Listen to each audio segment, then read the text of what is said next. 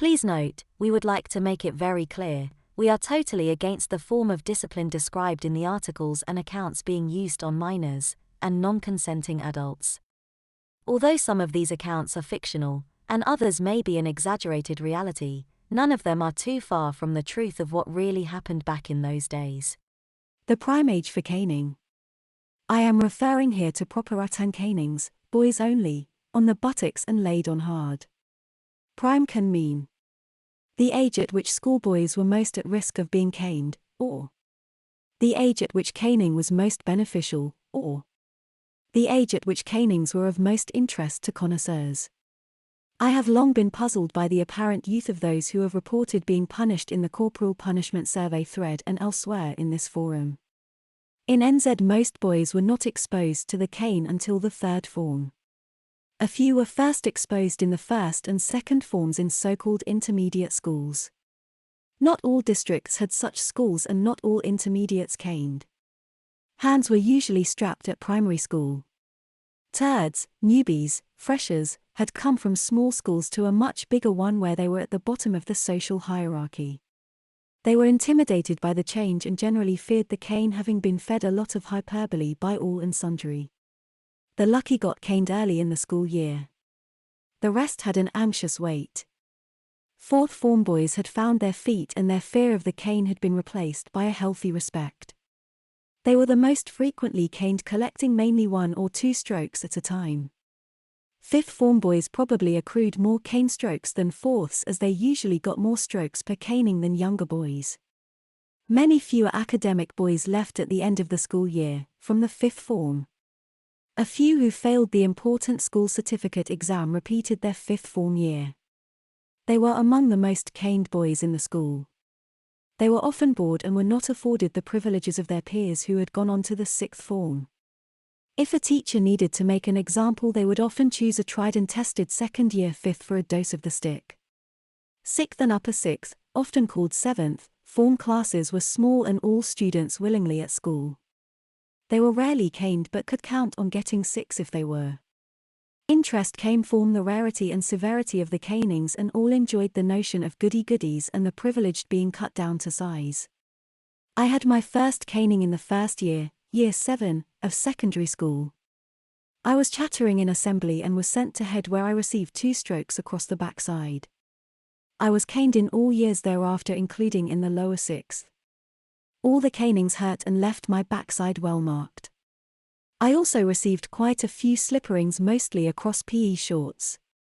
They were designed to hurt and didn't disappoint, leaving my bottom with a bruise. This form of punishment was on offer in our junior school in the 70s, from age to 7 to 11. I never heard of it being used apart from the once on 2 classmates in our last year at junior school. This was perhaps more used as a veiled threat to any naughty boys.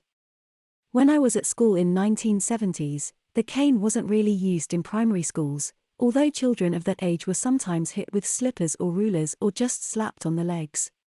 Probably at secondary school, the cane was used most on older boys. Younger boys got hit more, but that was more commonly the slipper. If anyone older than that was caned, then it would be for smoking, or something fairly serious. Mine was a grammar school, so we didn't have large number of pupils who got into trouble all the time because they didn't want to be in school, which was a problem in some other schools. NZ present-day stats. Offences once routinely punished cheaply and quickly by 4 or 6 strokes of the cane now may result in stand-downs of up to 5 days at the principal's discretion. This is a lesser measure than suspension, exclusion, or expulsion from school. Ideally, stand-downs offer the chance for both parties to reflect on the action which lead to the stand-down and to reduce tension in the situation. Schools, supposedly, work with students and their parents and wider family to address behavior issues and to focus on the students' engagement, progress, and achievement, for the welfare and long-term outcomes for students. In my day, drugs were unknown and teachers were never physically attacked. Smoking was 4-stroke offense. I was never aware of anyone being suspended or expelled. The apparent low incident of assaults on staff, theft, vandalism, and arson may be due only the most minor offences being dealt with by stand-down. In the UK in the 70s at my primary school there was only one case of a boy getting the ruler on his hand in front of the class. At secondary school about a third to half of boys had been caned by the head or slippered by the games teacher. Girls were exempt from all forms of corporal punishment. The heading prime age caught my eye. My first thought was how different we were as youngsters in the past. My school days were 1950s-60s. Were we more robust back then or not? I agree with the previous comments concerning age. In my senior school, UK Boys Grammar, the cane was used not excessively but it wasn't exactly unusual. It was rare for first formers to be caned and much the same for most second years. That said, both first and second years were sometimes caned for serious offences. The usual punishment for them was the slipper, a couple of whacks with a plimsoll, across the seat of the trousers. By the third form, we were seen as a bit more grown up and expected to be more responsible. Even then the cane was generally only used for serious punishments. There were some things that could automatically earn a boy a caning. Truancy, fighting, and smoking were usually punished by caning. The cane was not used for correcting poor work. Generally, it was 2 or 3 firm strokes on the clothed backside. It was normally given in private but sometimes if 2 or 3 lads were in the same trouble they'd be caned together. Other punishments included detentions, lines, or from some more imaginative teachers, some sort of task like litter collecting or from one teacher weeding the school playing field of dandelions with an old blunt knife with a pot of 2 to fill. The plimsoll was still used but less often after the 3rd year. Back then most parents approved of SCP provided it was deserved. I don't remember any parents complaining if their son was caned.